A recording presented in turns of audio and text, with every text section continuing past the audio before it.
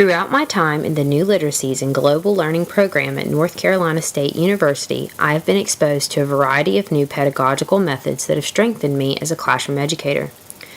The purpose of the New Literacies and Global Learning program at North Carolina State University aims to increase teachers' capacity for teaching and learning in a rapidly changing world.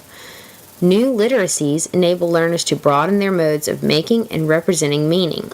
Teachers today are required to provide their students with access to 21st century skills that will prepare them for life after their time in the schoolroom. With the rapid acceleration of technology and its uses, literacies have moved beyond traditional pedagogical skills such as thinking maps and PowerPoints.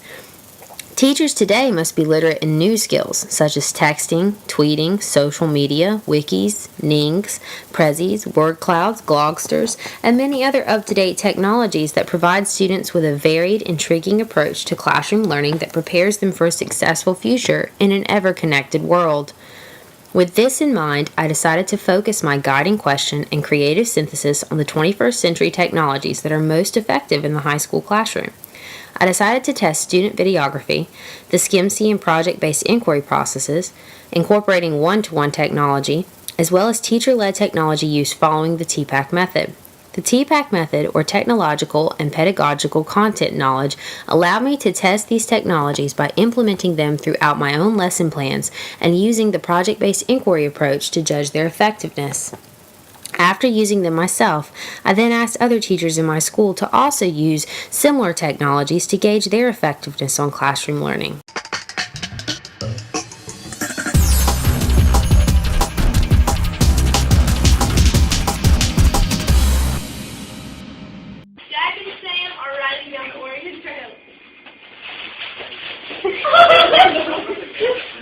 All right, girls, we're moving west to Utah.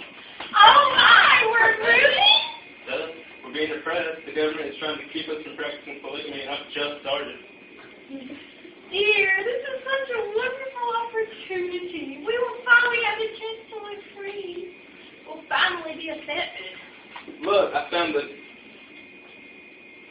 sacred golden tablets of Mormonship. This is a Mormon miracle. Miracle? We need to start packing. Pack that wagon! It'll be a long and dangerous journey. There's going to be Indians and bandits. Oh my, what if we can't? What if you keep showing? It'll just be a flesh run, so let's go.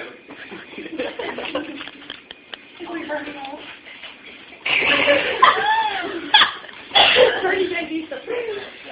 The first activity I used in the classroom pulled from my ECI 701 class with Dr. Lee and my videography and education course that I took through distance education. Both of these courses advocated that students should have the opportunity to video themselves in some shape or form or fashion. Texts that we use, like Action in the Classroom, encourage teachers to use video, stating that students are readily engaged in anything involving the medium, whether it be making skits, commercials, or even book previews. In my case, I chose to allow my students to present different aspects of westward expansion in U.S. history. Each group was given a rubric, props, and one member to control their flip cam. Overall, I found that students collaborated well, employing leadership roles and innovative props, combining creativity and higher-order thinking skills with interpersonal reaction that was both engaging and entertaining. Students worked collaboratively, created original products, utilized current and one-to-one technology, and focused on higher-order thinking skills advocated by revised Bloom's taxonomy to create their final product. Furthermore, students who participated in this lesson scored higher on standardized testing and were able to provide better proof of learning and formative assessment. Other teachers who participated in the use of student-directed videography have also experienced positive results. Our Spanish and ELL teacher had great success having students create commercials and skits in Spanish. This allowed them to speak Spanish as well as listen and review mistakes that they had made in class. Not only did this allow students to practice 21st century skills such as the use of one-to-one technology and group collaboration, but it also prepared them from school-wide events such as trips to Costa Rica and other countries, providing opportunities for global learning. Decided to implement in class was based on the SCIMC method, which I was first introduced to in ECI 701 as well as my course on social studies methods. The SCIMC method is a scaffolding strategy that allows students to view and investigate historical resources using technology. First, students summarize, then place the primary source into its proper historical context. Next, students create a guided question and make inferences based on prior knowledge about the material at hand. The teacher's job is to monitor their progress, then help them come to a conclusion. With the help of Dr. Lee, my students were given the task of analyzing digital historical artifacts through the link and Telegram Telegrams wiki. Each group was given a telegram and then required to use the SCIMC method to investigate their telegram.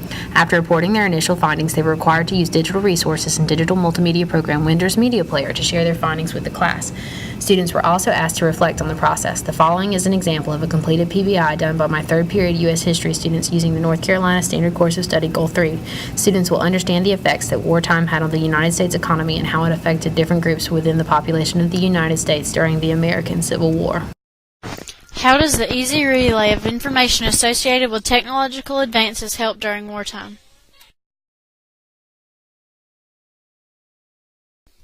On November 6, 1864, I, Abraham Lincoln, sent a telegram to Honorable W.H. Seward. Nothing of much importance.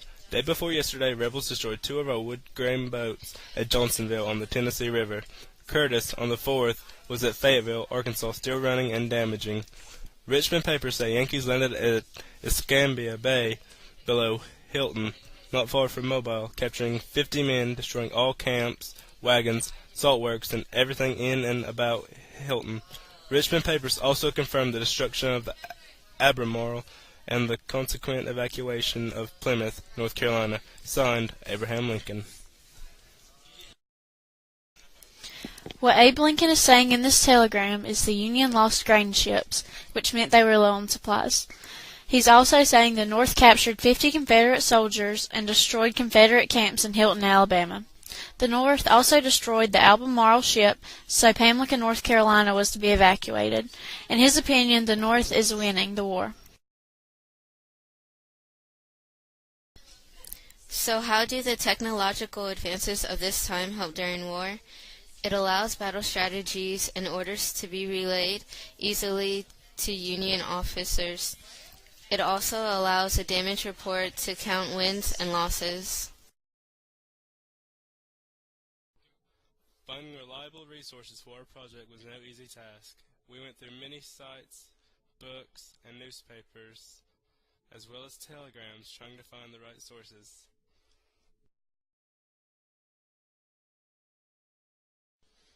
Our group did not have any issues using Windows Movie Maker.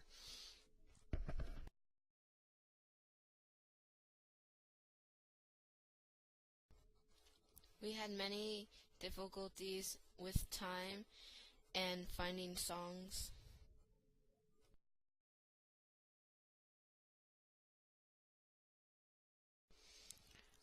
Our group enjoyed the project because we like working in groups and working on the computers together.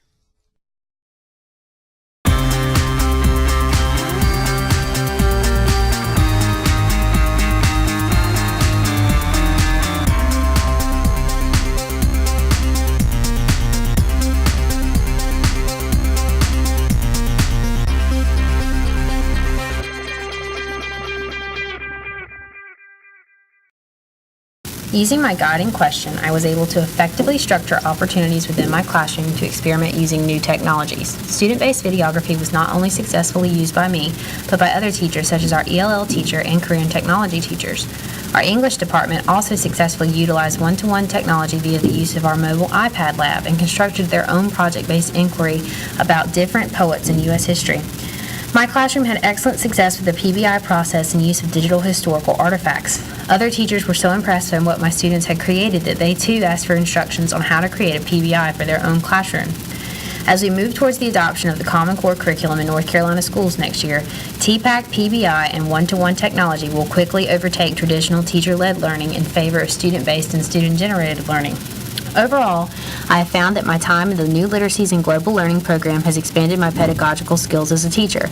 Before, I wouldn't have understood how to structure a project-based inquiry in the classroom or how to properly utilize TPAC. Too many teachers feel that technology is bulky or cumbersome. They fear that it will malfunction or be a waste of time. However, by practicing the proper use of 21st century skills in the classroom, I am becoming a better instructor for my students. My students will be more successful because of their exposures to one-to-one technology, their abilities to collaborate and work collectively towards a common goal, as well as their developed leadership and problem-solving skills within a classroom setting. My students will be better prepared for post-secondary education as well as more familiar with new technologies, and I will continue to learn and adapt my teaching methods to best benefit my students.